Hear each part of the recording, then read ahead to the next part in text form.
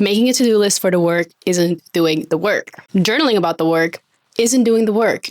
Manifesting the work isn't doing the work. Watching this video sure as hell isn't doing the work. The only thing that actually counts as doing the work is simply doing the work. And yes, doing the work is hard. But doom scrolling the majority of your life away, eating like and maintaining a body shape where you have more in common with a door than an actual human body, all whilst not being able to contribute to a conversation without asking Claude, ChatGPT, or Gemini what they think is also hard, and quite frankly, pretty embarrassing. So pick your heart. At the end of the day, you're not ambitious, you're not lazy, you're just scared. Because the truth is, every single one of us knows that writing down our dreams makes us 42% more likely to actually achieve them. Because the second something exists in precise, written detail, it stops being a dream. A dream asks nothing of you. A plan, however, requires steps, actions, and deadlines. And the act of writing it down is the act of it crossing from a dream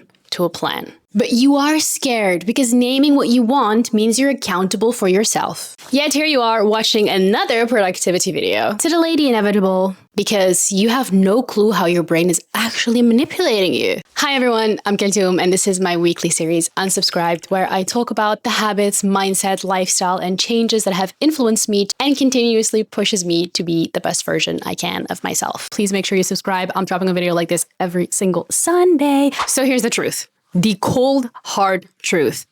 After which, you can decide if you want to continue watching this video or click it away. But the only way to actually get the things you want is to just do it. There is no magical cure. You just have to stop being a scared little You're either gonna have to snap out of it and realize that this is it, or you're gonna have to stay stuck. You either break the pattern today or repeat the loop tomorrow. Understanding my brain has been the most influential hack to be able to break the loop. So I'm going to break down the two most influential theories that have led me here today. First is this Substack article about your neuroplasticity and how your habits are actually neural pathways that have been engraved into your brain. And the more you perform that habit, the more coding you put onto that neural pathway, and therefore it is more effective and easier to use for your brain. So when you pick up a new habit, it's this eeny, little tiny neural pathway that you have to nurture over time. It is very weak, and as a result, it requires a lot of resources and a lot of effort from your brain to actually get you to do that new habit. So by default, you're always going to flip back to your older habits because they're just simply more ingrained in your brain and they're more effective. They use less resources because they've been developed for so much longer. So you need to kill these neural pathways if you actually want to create new habits. And this can take weeks, months, sometimes even years. The reason why I'm bringing this up is because understanding this makes it so much easier for you to forgive yourself when you do fall back into old patterns. And it also gives you that extra motivation that you need when you are building a new habit to really use that momentum to do your absolute best to kill as much as you can of that old neuron pathway. Number two is that we are simply wired for survival. Everything in us, the only reason that we exist here today is because we are the product of the survival of multiple generations. Our ancestors survived. So everything that we do is optimized for survival, which, let's be completely fair, in today's day and age is not really necessary anymore. And besides the fact that we've survived physically, we have also survived psychologically. Our beliefs, our worldviews, our identities that have been passed down from parent to child, every single bit of friction that you feel, it's literally your entire brain and mind fighting against you because they are scared that your deviation from the core beliefs that you have been passed down to means you die. Nietzsche said, the attribute found in men everywhere is the propensity for laziness. And this propensity for laziness is out of fear. Fear of his neighbor who demands conformity and cloaks himself in it. Fear is the main driver behind why you cannot change. It's the main driver why your brain is not allowing you to update its pre-programmed system because it is scared. Because back in the day, if you went against the beliefs, against the religion, against the traditions, you would be seen as odd. And you, in best case scenario, would be cast out, left to fend for yourself against other tribe, against wildlife, against natural disasters. Good luck with that because you would not have made it. And in worst case, you would have been executed, burned at the stake. bitch. Which literally reminds me of The Stranger by Albert Camus, where his trial for killing a literal person is taken over by the fact that people are judging him for being weird. They don't care about the fact that he killed a person. They care about his lack of conformity to society's standards.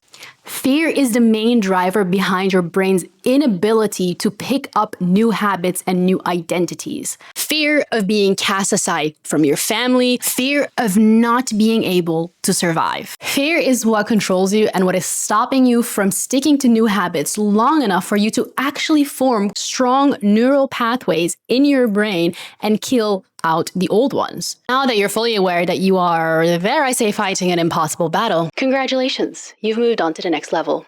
Your next opponent is you. This is where all these self-help, toxic, bro culture get it wrong. And if you listen to them, you will be stuck in this loop and you will repeat it tomorrow. Because every single one of them tells you kind of the same thing. Take small, consistent actions. Use a 3-2-1 method. Make sure that there is no friction between you and the new habit that you want to create. These are the tricks that you can use to trick your brain.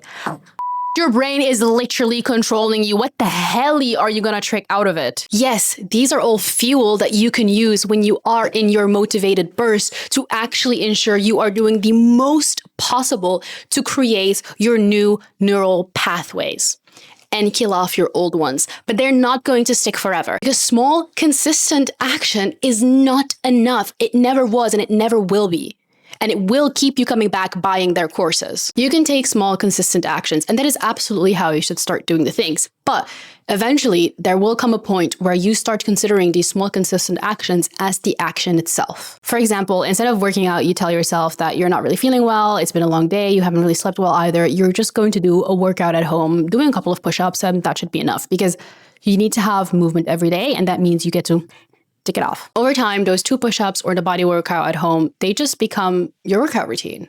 And your brain has now tricked you once again into believing that you've actually done the thing. Oops. 0 for you, 1 for the brain. Your brain is simply not going to allow you to build momentum using these small little actions because your brain doesn't want you to change. You're literally your own biggest op. Instead, what you have to do is you need to train your willpower. Andrew Huberman talks about the micro sucks. Basically doing the things that you know you should do that are good for you, but you don't really want to do. And whether you do or don't do them doesn't really make too big of a difference. In my case, for example, I want to have lunch and I know I want to have protein for my lunch, but I don't have any eggs left. There's a supermarket down the street. Getting dressed and the whole shebang would maybe take me 10 minutes, but I'm too lazy sometimes to get dressed and go down the supermarket, even though I know that having protein for my lunch is essential to making sure that I can continue hitting my gym gains, because that's all I care about these days. But that's exactly why I should go and do it. Instead of making lunch at home with the things that I already have, I should go get the eggs, hit my protein goal, and do the little micro suck.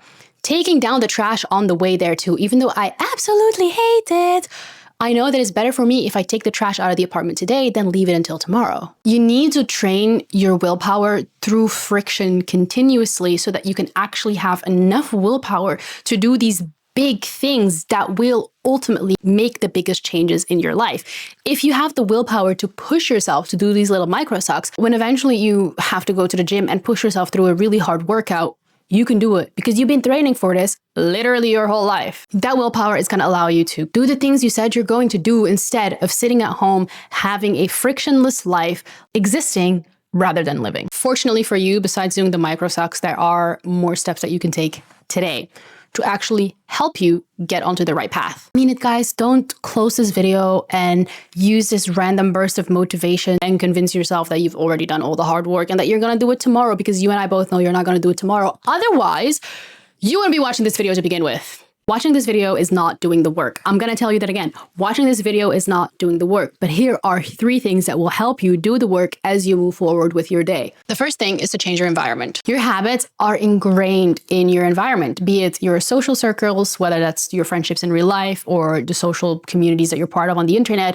be it your bed, your routine, the seat that you sit in every single morning for breakfast, be it the walk that you take to class or to work. If you want to change those immediately. Oh, I can already hear the excuses. Yeah. It's gonna take so much time. I don't have enough space in my bedroom. Yeah, I don't really have that many friends. Okay, I'm gonna be alone. I really like watching slop because it's been a long day.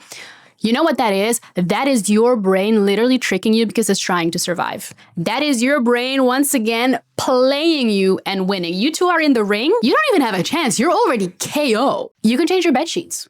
You can literally move your pillow from one side of the bed to the other side. You only have one chair, sit on the floor. Point proven. But that way to school is quicker. Well, it's a 5-minute difference, yeah?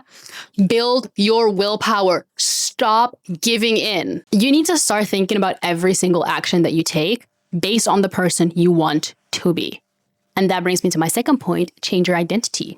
I know it's easier said than done. You need to stop seeing yourself as the person that you are today, and you need to start seeing yourself as the person that you want to be. Every time you make a decision, you need to like third person POV, look at it and be like, oh, would the person that I want to be do this? You need to become so painfully aware of your own existence and your own actions and your own routines. And the only way you can do that is by, of course, number one, changing your environment and doing new things, because a routine just makes you go on autopilot.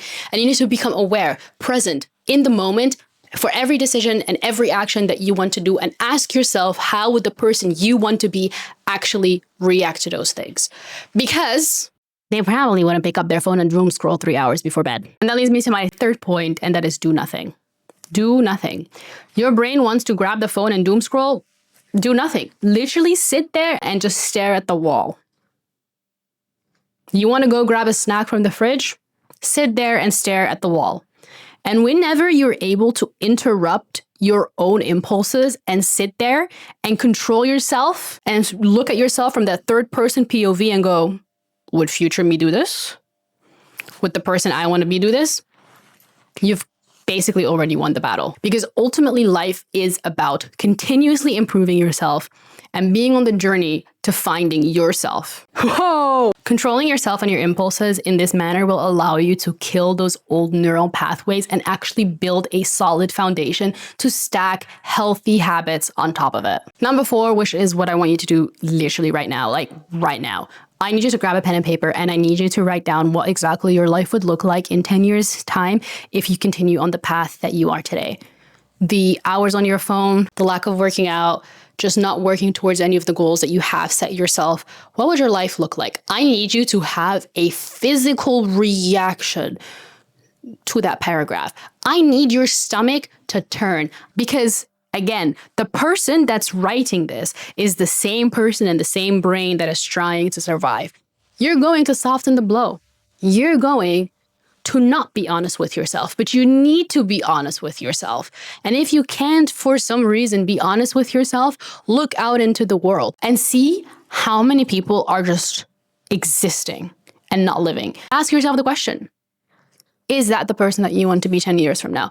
Because I don't think it is. Because if it was, you wouldn't even be on this channel. You wouldn't even have been on this video. You know you can do great things, because this is the reality, all right? We only have one life, yet we are sitting here pissing it away, optimizing our algorithms instead of actually living life, instead of actually having experiences. We all, not just you, me too, bruv. Like, I'm gonna be honest about that. We all forgot the reason why we are on this planet. You forgot to experience and what it's like to be human. Being human is going to be a constant battle of bettering yourself, of being a better person. And that journey, that pursuit, that's life. So go be human and live your life. Thank you guys so much for watching. If you guys found that interesting, please make sure you subscribe. I'm dropping a video like this every single Sunday. I hope you guys enjoy the rest of your week. Any questions, any comments, leave them down below. And I will see you guys next week. Bye. Take care.